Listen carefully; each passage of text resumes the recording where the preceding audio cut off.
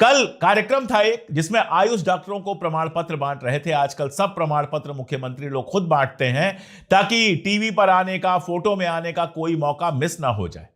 चलिए, प्रमाण पत्र बांट रहे थे, अच्छी बात है। एक महिला आई प्रमाण पत्र लेने के लिए, मुस्लिम महिला थी और चेहरे पर उन्होंने हिजाब लगाया हुआ था। चेहरा ढकी और चेहरे पर उन्होंने हिजाब लगाया हुआ था, चेहरा ढका हुआ था। पहले नीतीश कुमार इस वीडियो में कुछ इशारा करते हुए नजर आते हैं और उसके बाद हाथ बढ़ाकर उसका हिजाब नीचे करने की कोशिश करते हैं, नीचे कर देते हैं। यह सरासर बदतमीजी है। मैं आपको बताऊं कि अगर पश्चिम का कोई देश होता, यूरोप का कोई देश होता, वहां उन्होंने यह हरकत की होती तो अभी तक उनका इस्तीफा हो चुका होता, अभी तक पूरा देश उनके खिलाफ खड़ा हो चुका होता। लेकिन हिंदुस्तान को तो पता नहीं क्या हो गया है। आप किसी का घूंघट या किसी का हिजाब जबरदस्ती कैसे हटा सकते हैं?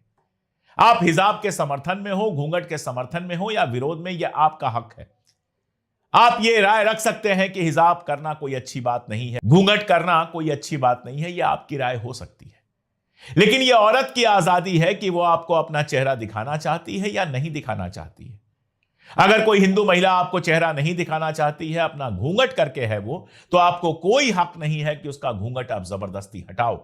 और अगर एक मुस्लिम महिला हिजाब में है और नहीं चाहती है कि आप उसका पूरा चेहरा देखें या स्टेज पर बैठे हुए सारे लोग उसका पूरा चेहरा देखें, तो आपको कोई हक नहीं है उसके हिजाब को हाथ लगाने का। यह बेहुरमती है, यह बदतमीजी है और यह सीधे सीधे उस औरत का अपमान है जो नीतीश कुमार ने किया। यहां तक कि सम्राट चौधरी, जो भारतीय जनता पार्टी के नेता हैं, उप मुख्यमंत्री हैं, वो थे मंच पर और उन्होंने भी नीतीश कुमार को रोकने की कोशिश की।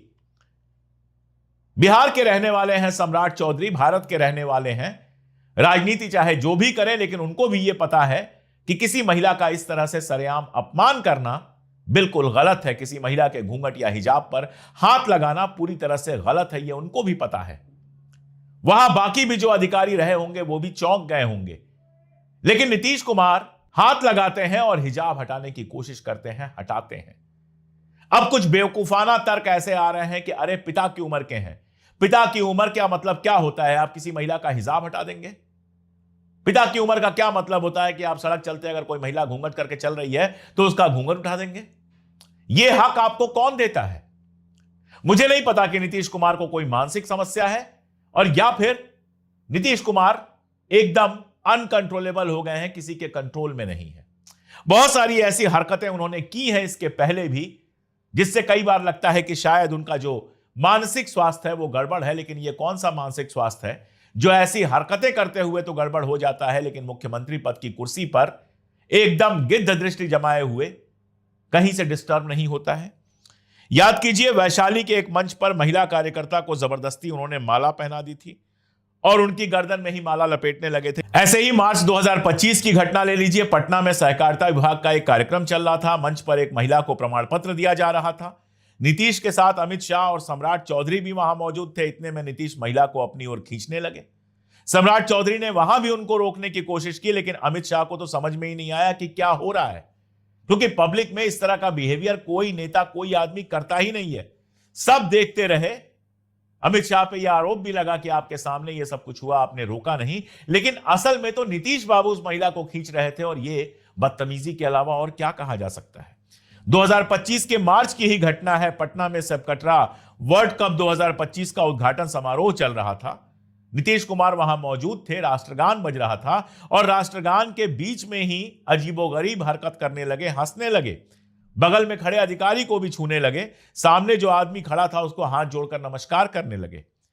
मार्च 2025 की ही एक और घटना देख लें तो नीतीश कुमार पटना के एलन मिश्रा इंस्टीट्यूट में नियुक्ति पत्र बांट रहे थे और अपर मुख्य सचिव एस सिद्धार्थ ने उनको पौधे का एक गमला भेंट किया।